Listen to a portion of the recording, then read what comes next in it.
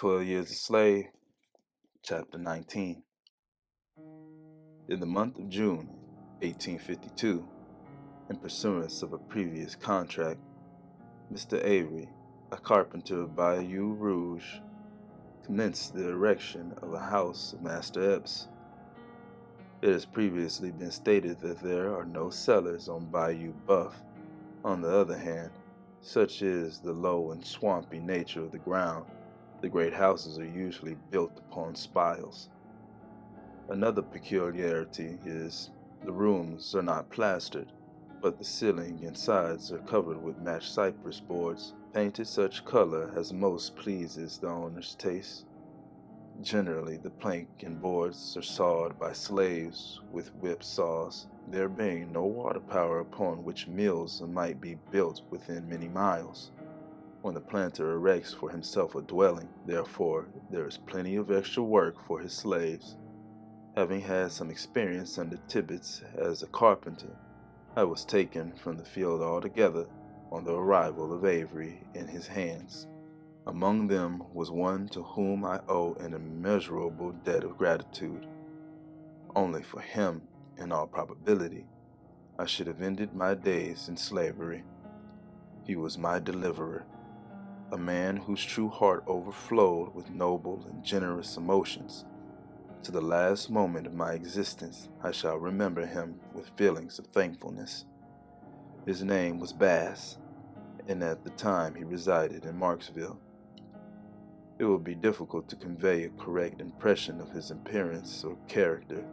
He was a large man, between 40 and 50 years old, of light complexion and light hair. He was very cool and self-possessed, fond of argument, but always speaking with extreme deliberation. He was that kind of person whose peculiarity of manner was such that nothing he uttered ever gave offense. What would be intolerable, coming from the lips of another, could be said by him with impunity.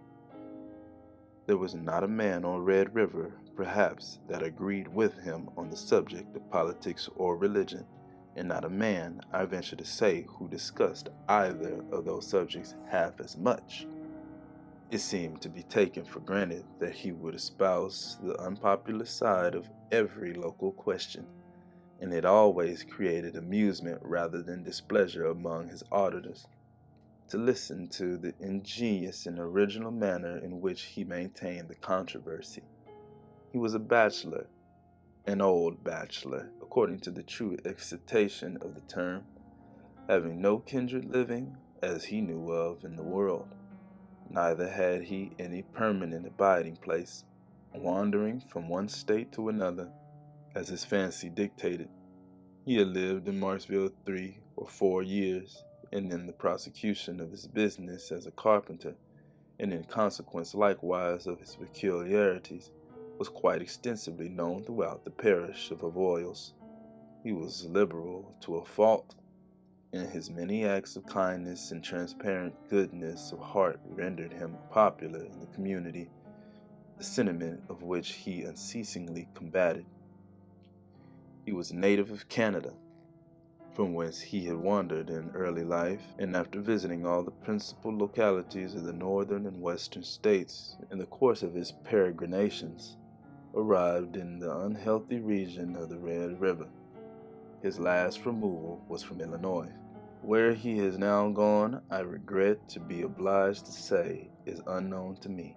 He gathered up his effects and departed quietly from Marksville the day before I did, the suspicions of his instrumentality in procuring my liberation rendering such a step necessary. For the commission of a just and righteous act, he would undoubtedly have suffered death had he remained within reach of the slave-whipping tribe on Bayou Buff. One day, while working on the new house, Bass and Epps became engaged in a controversy, to which, as will be readily supposed, I listened with absorbing interest. They were discussing the subject of slavery. "I'll tell you what it is, Epps," said Bass. "It's all wrong, sir. There's no justice nor righteousness in it. I wouldn't own a slave if I was rich as Croesus, which I am not. as is perfectly well understood, more particularly among my creditors. There's another humbug, the credit system. Humbug, sir. No credit, no debt. Credit leads a man into temptation. Cash down is the only thing that will deliver him from evil. But this question of slavery, what right have you to your niggers when you come down to the point? What right? Said Epps laughingly. Why, I bought 'em, paid for 'em. Of course you did. The law says you have the right to hold a nigger. But begging the law's pardon, it lies. Yes, Epps, when the law says that it's a liar and the truth is not in it, is everything right because the law allows it? Suppose they'd pass a law taking away your liberty and making you a slave. Oh, that ain't a supposable case, said Epps, still laughing. Hope you don't compare me to a nigger, Bass. Well, Bass answered gravely, no, not exactly, but I have seen niggers before now as good as I am, and I have no acquaintance with any white man in these parts that I consider a whit better than myself. Now, in the sight of God, what is the difference, Epps, between a white man and a black one? All the difference in the world, replied Epps. You might as well ask what's the difference between a white man and a baboon. Now, I've seen one of them critters in Orleans that know just as much as any nigger I've got. You'd call them fellow citizens, I suppose? And Epps indulged in a loud laugh at his own wit. Look here, Epps, continued his companion. You can't laugh me down in that way. Some men are witty, and some ain't so witty as they think they are. Now let me ask you a question. Are all men created free and equal as the Declaration of Independence holds they are? Yes, responded Epps, but all men, niggers, and monkeys ain't. And hereupon he broke forth into a more boisterous laugh than before. There are monkeys among white people as well as black, when you come to that, coolly remarked Bass. I know some white men that use arguments no sensible monkey would, but let that pass. These niggers are human beings. If they don't know as much as their masters, whose fault is it? They are not allowed to know anything. You have books and papers and can go where you please and gather intelligence in 1,000 ways, but your slaves have no privileges. You'd whip one of them if caught reading a book. They're held in bondage, generation after generation, deprived of mental improvement, and who can expect them to possess much knowledge if they are not brought down to a level with the brute creation? You slaveholders will never be blamed for it. If they are baboons, or stand no higher in the scale of intelligence than such animals, you and men like you will have to answer for it. There is a sin, a fearful sin, resting on this nation that will not go unpunished forever. There will be a reckoning yet. Yes, Epps, there is a day coming that will burn as an oven. It may be sooner, or it may be later, but it's a coming as sure as the Lord is just. If you lived up among the Yankees in New England, said Epps, I expect you to be one of them cursed fanatics that know more than the Constitution and go about peddling clocks and coaxing niggers to run away. If I was in New England, returned Bass, I would be just what I am here. I would say that slavery was an iniquity and ought to be abolished. I would say there was no reason nor justice in law or the Constitution that allows one man to hold another man in bondage. It would be hard for you to lose your property, to be sure, but it wouldn't be half as hard as it would be to lose your liberty. You have no more right to your freedom and exact justice than Uncle Abram yonder. Talk about black skin and black blood. Why, how many slaves are there on this bayou as white as either of us? And what difference is there in the color of the soul? The whole system is absurd as it is cruel. You may own niggers and be hanged, but I wouldn't own one for the best plantation in Louisiana. You like to hear yourself talk, Bass, better than any man I know of. You would argue that black was white or white black if anybody would contradict you. Nothing suits you in this world, and I don't believe you will be satisfied with the next if you should have your choice in them. Conversations substantially like the foregoing were not unusual between the two after this, Epps drawing him out more for the purpose of creating a laugh at his expense than with a view of fairly discussing the merits of the question. He looked upon Bass as a man ready to say anything merely for the pleasure of hearing his own voice, as somewhat self-conceited, perhaps contending against his faith and judgment in order simply to exhibit his dexterity in argumentation. He remained at Epps through the summer, visiting Marksville generally once a fortnight. The more I saw of him, the more I became convinced he was a man in whom I could confide. Nevertheless, my previous ill fortune had taught me to be extremely cautious. It was not my place to speak to a white man except when spoken to, but I omitted no opportunity of throwing myself in his way, and endeavored constantly in every possible manner to attract his attention. In the early part of August, he and myself were at work alone in the house, the other carpenters having left, and Epps being absent in the field. Now was the time, if ever, to broach the subject, and I resolved to do it and submit to whatever consequences might ensue. We were busily at work in the afternoon when I stopped suddenly and said, "Master Bass, I want to ask you what part of the country you came from." "Why, Platt, what put that into your head?" he answered. "You wouldn't know if I should tell you." After a moment or two, he added, "I was born in Canada. Now guess where that is."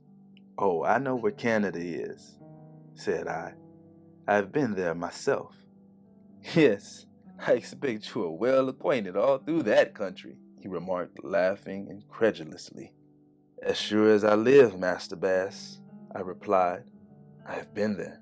I have been in Montreal and Kingston and Queenston, in a great many places in Canada, and I have been in York State too, in Buffalo, in Rochester, and Albany, and can tell you the names of the villages on the Erie Canal and the Champlain Canal." Bass turned round and gazed at me a long time without uttering a syllable. "How came you here?" he inquired at length. "Master Bass," I answered, "if justice had been done, I never would have been here." "Well, how's this?" said he. "Who are you? You have been in Canada sure enough. I know all the places you mentioned. How did you happen to get here? Come, tell me all about it."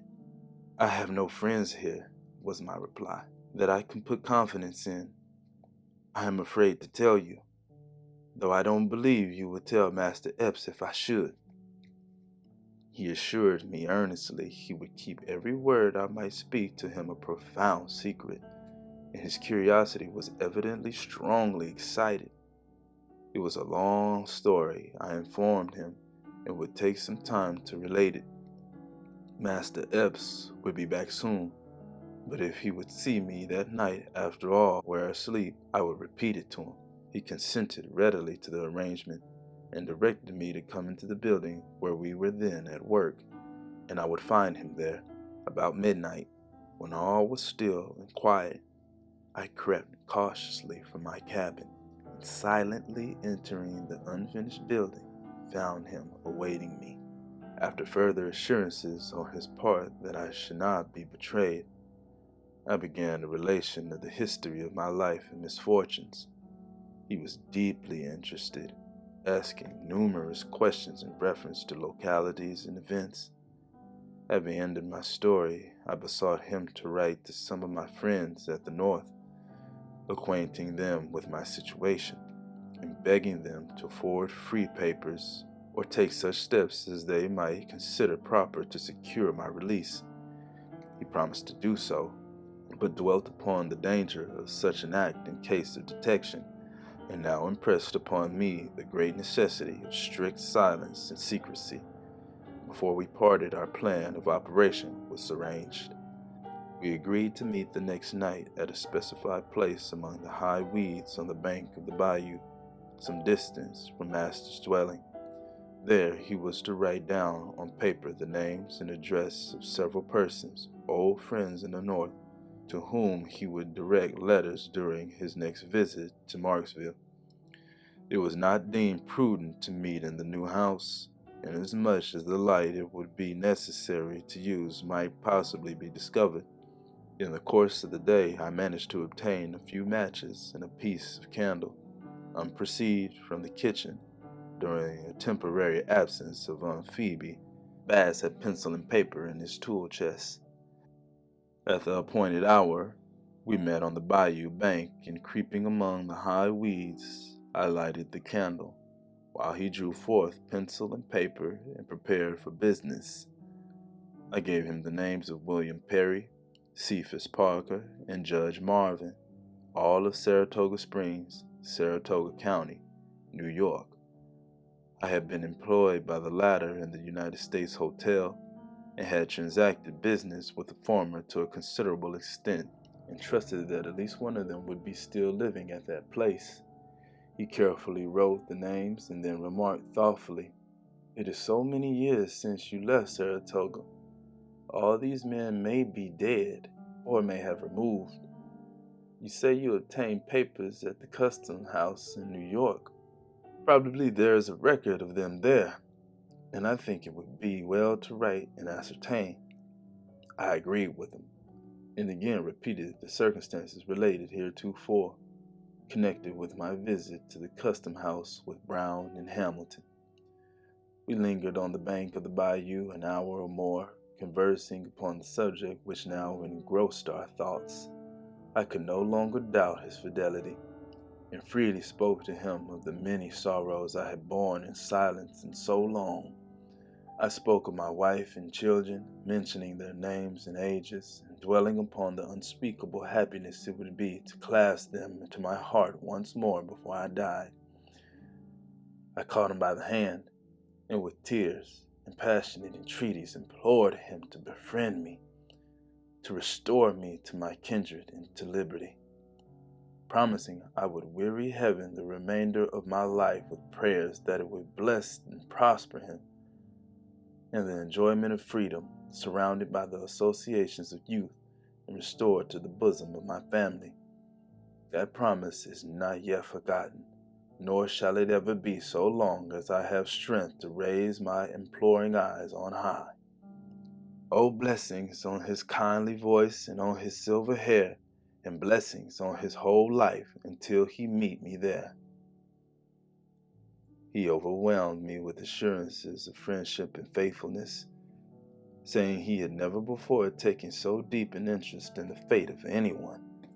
He spoke of himself in a somewhat mournful tone as a lonely man, a wanderer about the world, that he was growing old and must soon reach the end of his earthly journey and lie down to his final rest without kith or kin to mourn for him or to remember him, that his life was of little value to himself and henceforth should be devoted to the accomplishment of my liberty and to an unceasing warfare against the accursed shame of slavery.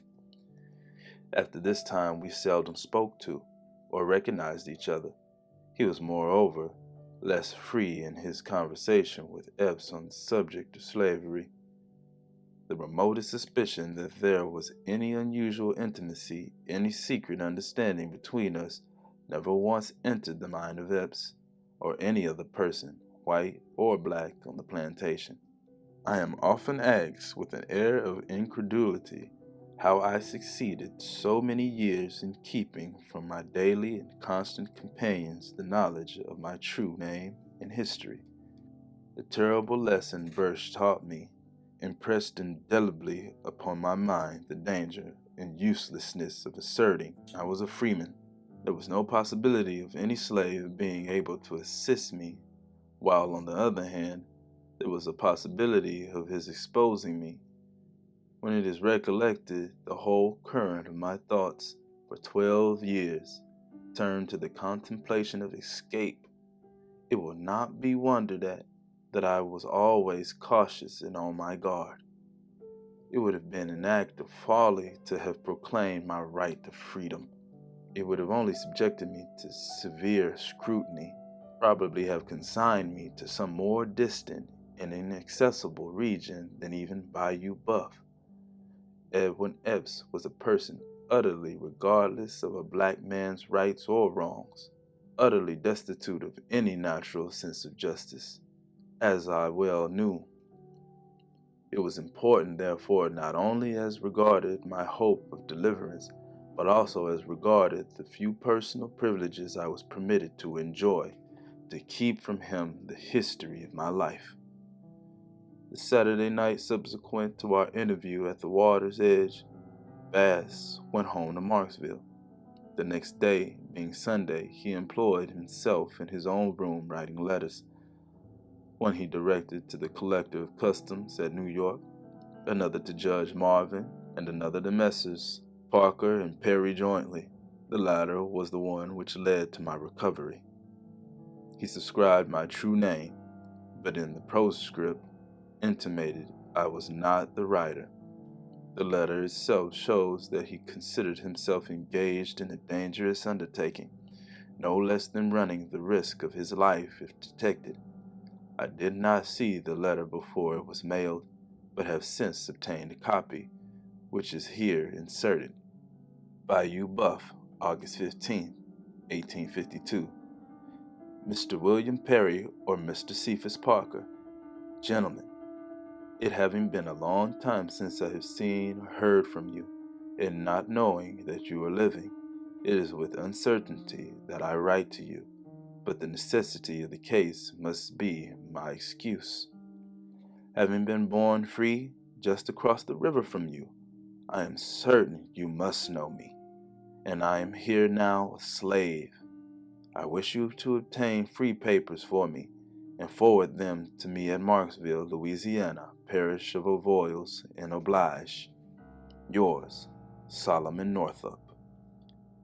The way I came to be a slave, I was taken sick in Washington City, and was insensible for some time. When I recovered my reason, I was robbed of my free papers and in irons on my way to this state. I have never been able to get anyone to write for me until now, and he that is writing for me runs the risk of his life if detected. The allusion to myself in the work recently issued entitled A Key to Uncle Tom's Cabin contains the first part of this letter omitting the postscript. Neither are the full names of the gentlemen to whom it is directed correctly stated, there being a slight discrepancy, probably a typographical error. To the postscript more than to the body of the communication am I indebted for my liberation, as will presently be seen. When Bass returned from Marksville, he informed me of what he had done. We continued our midnight consultations, never speaking to each other through the day, expecting as it was necessary about the work as nearly as he was able to ascertain. It would require 2 weeks for the letter to reach Saratoga in due course of mail, and the same length of time for an answer to return. Within 6 weeks, at the farthest, we concluded, an answer would arrive, if it arrived at all. A great many suggestions were now made, and a great deal of conversation took place between us as to the most safe and proper course to pursue on receipt of the free papers. They would stand between him and harm, in case we were overtaken and arrested leaving the country altogether. It would be no infringement of law, however much it might provoke individual hostility, to assist the freeman to regain his freedom. At the end of 4 weeks, he was again at Marksville, but no answer had arrived. I was sorely disappointed, but still reconciled myself with the reflection that sufficient length of time had not yet elapsed, that there might have been delays, and that I could not reasonably expect one so soon. 6, 7, 8, and 10 weeks passed by. However, nothing came. I was in a fever of suspense whenever Baz visited Marksville, and could scarcely close my eyes until his return. Finally, my master's house was finished, and the time came when Baz must leave. The night before his departure, I was wholly given up to despair. I had clung to him as the drowning man clings to the floating spar, knowing if it slips from his grasp, he must forever sink beneath the waves. The all-glorious hope upon which I had laid such eager hold was crumbling to ashes in my hands. I felt as if sinking down amidst the bitter waters of slavery, from the unfathomable depths of which I should never rise again. The generous heart of my friend and benefactor was touched with pity at the sight of my distress. He endeavored to cheer me up, promising to return the day before Christmas, and if no intelligence was received in the meantime, some further step would be undertaken to effect our design. He exhorted me to keep up my spirits, to rely upon his continued efforts in my behalf, assuring me in most earnest and impressive language that my liberation should, from thenceforth, be the chief object of his thoughts. In his absence, the time passed slowly indeed. I looked forward to Christmas with intense anxiety and impatience. I had about given up the expectation of receiving any answer to the letters. They may have been miscarried, or might have been misdirected. Perhaps those at Saratoga to whom they had been addressed were all dead. Perhaps, engaged in their pursuits, they did not consider the fate of an obscure, unhappy black man of sufficient importance to be noticed. My whole reliance was in Bass. The faith I had in him was continually reassuring me, and enabled me to stand up against the tide of disappointment that had overwhelmed me.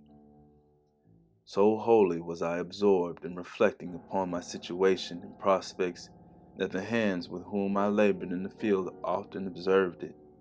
Patsy would ask me if I was sick, and Uncle Abram and Bob and Wiley frequently expressed a curiosity to know what I could be thinking about so steadily. But I evaded the inquiries with some light remark, and kept my thoughts locked closely in my breast.